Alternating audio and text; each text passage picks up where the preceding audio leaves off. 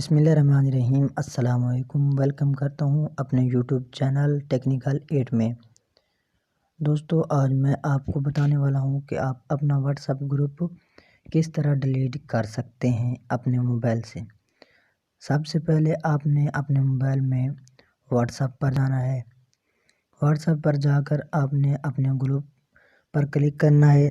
जब आप अपने ग्रुप पर क्लिक करें तो उसके बाद आपको यहाँ ऊपर आप इस जगह पर क्लिक कर सकते हैं। यहाँ आप क्लिक कर दें। जब आप यहाँ क्लिक करेंगे तो आप देख सकते हैं सबसे पहले जिन दोस्तों को आपने ऐड कर रखा है सबसे पहले उनको रिमूव कर लें।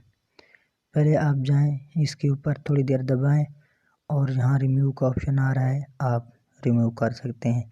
इसको भी रिमूव कर दिया, इसको भी रिमूव कर दिया।